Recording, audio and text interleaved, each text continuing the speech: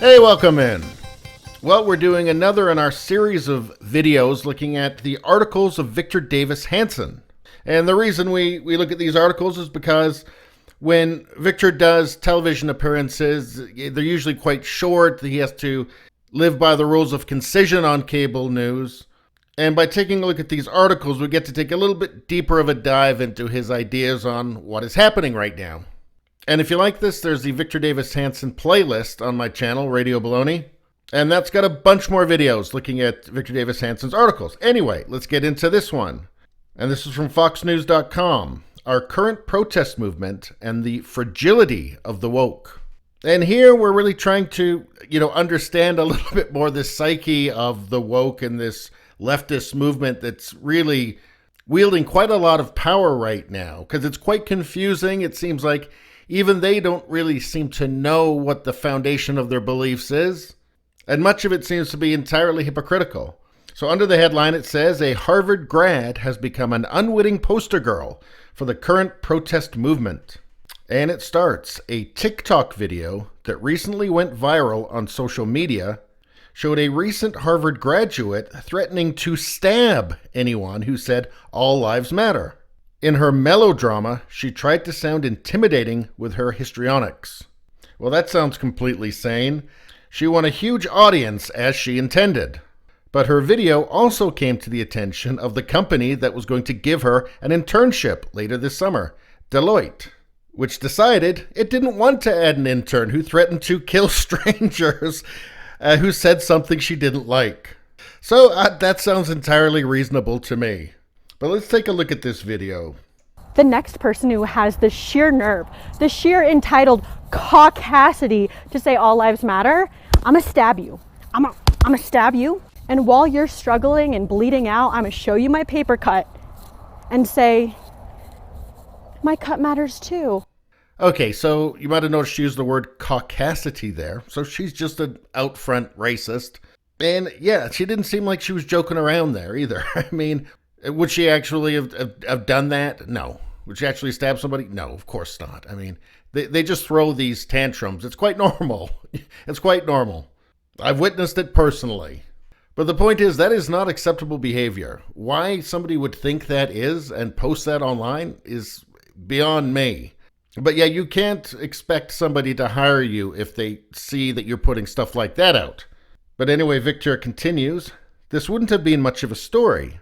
But then the narcissistic Harvard alum posted a very different video, one that showed her weeping in a near fetal position.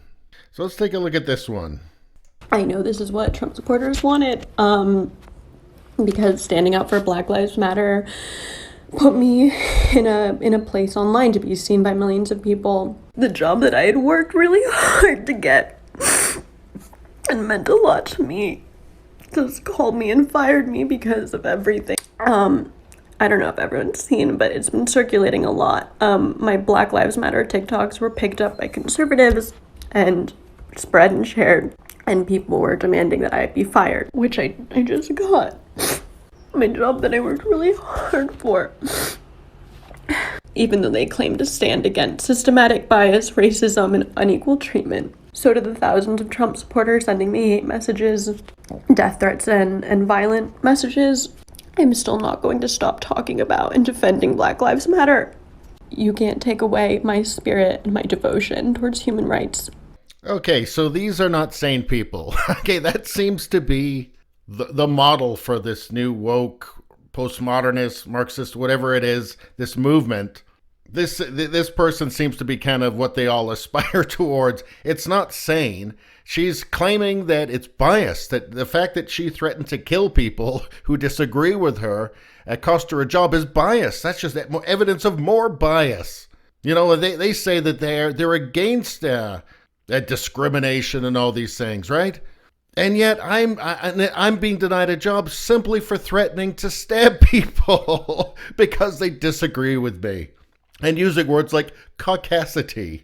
Yeah, this is just maddening, isn't it? It really is maddening. But anyway, let's get back to what Victor has to say. Hey, if you could subscribe, like, and share, that really helps me out. Thanks a lot. She fought back tears while complaining about how unfair the world had been to her. It is insane.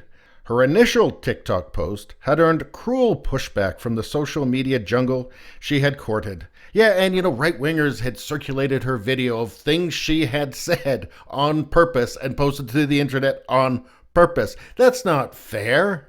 Yeah, if you feel like you can't argue or debate or just have a rational conversation with these people, yeah, you can't. But anyway, at Deloitte, I think that's how you say it. Correct me if I'm wrong. I don't know. That's the company that was going to hire her and didn't hire her. But anyway, that company, she sobbed, was mean and hurtful. Well, they didn't threaten to stab her at least, right? And she wanted the world to share her pain. Yeah, I don't feel sorry at all for her. That's just a terrible human being. And you know what? I have never in my life threatened to stab anybody. I don't know about you. It's really easy not to do, no matter how much you disagree with them. And you may wonder, how do people become like this? Well, it's all tied in with this postmodernism that we hear so much about. And we're not going to take a deep dive in, but we'll just take a quick peek here. This is from Britannica.com. In Western philosophy, a late 20th century movement characterized by broad skepticism, subjectivism, or relativism, a general suspicion of reason, and an acute sensitivity to the role of ideology in asserting and maintaining political and economic power. That's why everything is systems of oppression to them. But you see here, it's characterized by, subjectivism, as opposed to, being objective. They don't believe in objective truth or reality. Everything's just subjective. Relativism, same thing. And a general suspicion of reason. If you wonder why you can't reason with them, well, it's because they don't like reason. They're very suspicious of reason. They don't think that you should reason things out. They just kind of know what direction feels right to go in. And they always know the answer before they've heard the question, because they can just feel it out. It's feelings. But anyway, as I said, we're not going to take a deep dive, but that does give you a little bit of an insight. Anyway, let's see what Victor has to say. The Harvard grad instantly became an unwitting poster girl for the current protest movement and the violence that has accompanied it.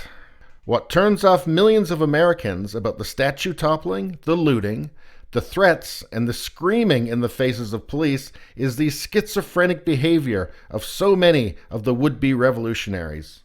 Yeah, and, this is so typified by this crazy woman who says that she wants to stab people and then complains that the world is mean. I would definitely call that schizophrenic there, and I will agree with Victor on that absolutely. Anyway, let's continue. On one hand, those toppling statues or canceling their own careers on the internet pose as vicious Maoists, the hardcore shock troops of the revolution. Their brand is vile profanity, taunts to police, firebombs, and spray paint. And that is one thing you notice about them, is the profanity, because it just underlines their total distaste for rational discourse and civility and general tolerance.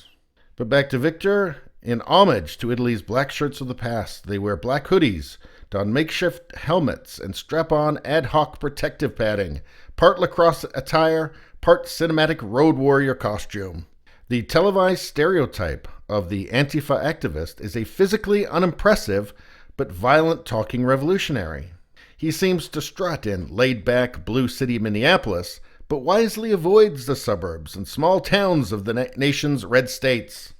Yeah, somebody decided to start up a protest in Bethel, Ohio, which is a small town, and these guys met him. And they said, you're not burning down our town. Now, of course, this is the USA Today, so they're very sympathetic to the protesters. But these people saw on TV what everybody else saw. The peaceful protesters burning down cities and attacking people. And they said, you're not doing that here. And what does the Antifa do? He spits at police when standing beside fellow agitators, but would never do that when alone confronting an auto worker or welder. Yeah, because that's not going to go well. Yeah, they definitely like the strength in numbers thing. That's when they get brave. Anyway, it continues. When police march against the Antifa crowd and their appendages in order to clear the streets, They often scream like preteens, objecting to mean officers who dare to cross them. Although there are some, I've seen trying to, like in Portland, trying to attack the federal officers with like hammers, and some of them are genuinely violent, nasty people. You had the 5 people that were shot in the Chop Zone or the Chaz or whatever in Seattle. Some of them are genuinely violent, terrible people. But most of them, they're just kind of like, most of them just seem to be, middle-class kids who have been indoctrinated into a terrible ideology. But anyway, let's continue. When arrested, the trash talkers are usually terrified of being jailed or having an arrest on their records. Federal authorities are currently searching thousands of videos to ferret out looters, arsonists, and assailants. Perpetrators who were caught are shocked that the evidence that they once posted online in triumphant braggadocio is now being used to charge them with felonies. What is going on? Yeah, so if they're really unlucky, they're going to get caught by the feds because the local prosecutors in these democratic cities like Seattle and Portland, they're just letting everybody go. But with the federal authorities, that's a different story. Anyway, back to Victor. Black Lives Matter, Antifa, and their large numbers of imitators and loosely organized wannabes are mostly made up of middle-class youth, often either students or graduates. They deem themselves the brains of the rioting, the most woke of the demonstrators, the most sophisticated of the iconoclasts. In truth, they are also the most paranoid about being charged or being hurt. And just one little thing here, the word iconoclast. I know most of you out there know what that word means, but it's a word that's being thrown out a lot. So let's just quickly go to the definition of that, just purely for clarity. And it's not a word that people use in their everyday language very often. So let's just take a quick peek. What's the definition of iconoclast? A person who attacks cherished beliefs or institutions. Also, a destroyer of images used in religious worship. Well, we're seeing both, aren't we? We're seeing images of Jesus and Virgin Mary defaced. And the first definition, a person who attacks cherished beliefs or institutions, well, that is the whole left now. That's the whole far left. In fact, it's really kind of becoming the Democratic Party just in general. But anyway, it says in truth, they are also the most paranoid about being charged or hurt. There's a bunch of dumb kids out there that are going to face serious consequences, and they're going to regret the stupid things they've done, that they've been encouraged to do by their college professors, and in fact by the media. Let's face it. There's a lot of kids who are going to have a lot of resentment towards the people who influence them. And I say kids, I mean, young people, basically. And just speaking of the people who are influencing a lot of these protests, we'll call them protesters, rioters, I have an article here from Fox News. And don't worry, we also have one from Washington Post as well. So we'll go to different sources. But the title of this is, and this is from 2019, Socialism Rising, Universities and Radical Profs Helping Steer Leftward Shift in Politics, Critics Say. This is interesting. A 2018 report from the National Association of Scholars found that among top-tier liberal arts colleges, 39% had 0 registered Republican professors in the entire college. A study from last year in the American Sociologist surveyed 479 sociology professors and found that 21% considered themselves radical, while a mere 2% consider themselves conservative. 2%. So really the spectrum in liberal arts colleges is, left to far left. That's pretty much it. Here we have in a 2004 poll found that among sociology professors, 25% self-identified as Marxist. 25% 1 in 4. 49% identified as Democrats, and 5% as Republicans. It's not just sociology. In social sciences broadly, more professors identified as Marxist than as conservative. And this is also going into, STEM stuff too, like hard sciences, like mathematics. It's totally crazy. But anyway, let's take a look at what the Washington Post has to say. Now, Washington Post is obviously going to be sympathetic to anything left, right? Title of this one is The Dramatic Shift Among College Professors That's Hurting Students' Education. Yeah, and indoctrinating kids into one ideology is probably not a great idea if you want to create smart people. So let's see, in 1990, 42% of professors identified as liberal or far left. By 2014, that number had jumped to 60%. It says, in the academy, liberals now outnumber conservatives by roughly 5 to 1. 5 to 1. And here we have a chart. It shows this blue line is for liberal or far left. What percentage of those are Marxists? This article doesn't say. Here's moderate. That's about 29%, 28% there. Conservative or far right. I mean, what is far right exactly anymore? Nobody seems to really know. It seems to be just a blanket term used for anybody who's not a Marxist these days. I mean, they throw it at moderates and, in fact, liberals as well. But anyway, according to this, as of 2014, that's only showing about 12% that would identify at least as just conservative. So this is from the Washington Post. So you can see that's where young people's ideas might get shaped in a terrible direction. Anyway, let's get back to Victor. What explains the passive-aggressive nature of these protesters and rioters?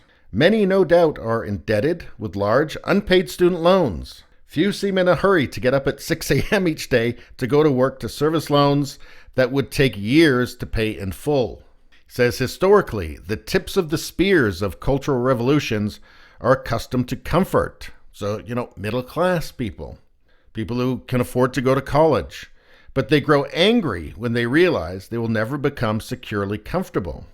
In today's high-priced American cities, especially on the globalized coasts, it's increasingly difficult for recent college graduates to find a job that will allow for upward mobility.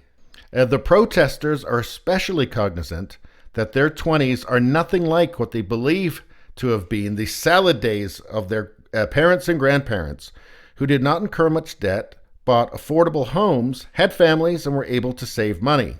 Now, they don't really have a realistic idea of what those salad days of their parents and grandparents were really like and how hard they actually had to work.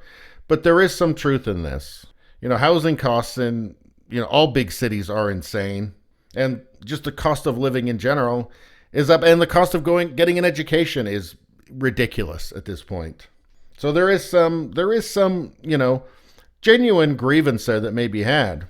But the grievance that we see is without any perspective. I really think that grievance without perspective is just a great evil because there's nothing to moderate that anger.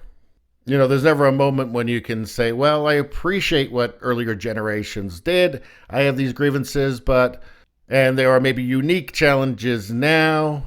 But in general, life is a hell of a lot better than it was 100 years ago. But anyway, let's end this off. Earlier generations went to college mainly to become educated and develop marketable skills. They weren't very interested in ethnic and gender studies courses, ranting professors, and woke administrators. So yeah, education is insanely expensive, but also if you're studying something ridiculous that is not likely to get you any kind of upwardly mobile job when you graduate, that's kind of on you, though. So the point is that earlier generations got useful degrees. And to end this off, Victor says, but when such pathways are blocked, beware. The woke but godless, the arrogant but ignorant, the violent but physically unimpressive, the degreed but poorly educated, the broke but acquisitive, the ambitious but stalled. These are history's ingredients of riot and revolution. Yeah, and I can't help but feel some foreboding in that sentence. But back to the headline here, the current protest movement and the fragility of the woke. And what is the fragility of the woke? Well, I think it's, there's no moral foundation there because everything is subjectivity and relativism. And that allows people to just be totally hypocritical. Like when you say you're going to stab somebody if they disagree with you, and then a company doesn't hire you because they don't want to hire somebody who they think might stab people who disagrees with them. And the fragility is in that they accuse you of doing what they do. And they throw their toys out of the pram when you call them on it. And they get worthless degrees and then complain that they don't have a stable financial future. And ultimately, it's just grievance without perspective. It's not seeing, okay, well, because the system isn't working for me right now, whether or not I've made terrible decisions, it's still there, and there's still lots of great things about it. There's still lots of opportunity.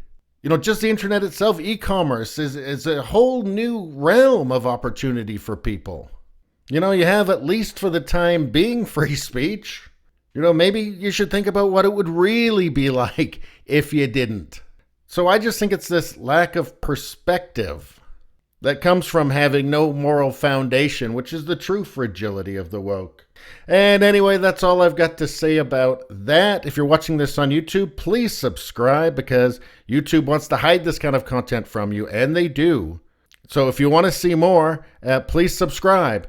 Liking and sharing also really helps to get around that algorithm and help the channel grow, and I thank you for that. If you just like to listen, there's Radio Baloney, the podcast, and that is on Apple Podcasts and Google Podcasts and Spotify and iTunes and Spreaker and CastBox and Podcast Addict and a million more. Radio Baloney, if you look for it, you will find it. Thank you very much. I will see you next time.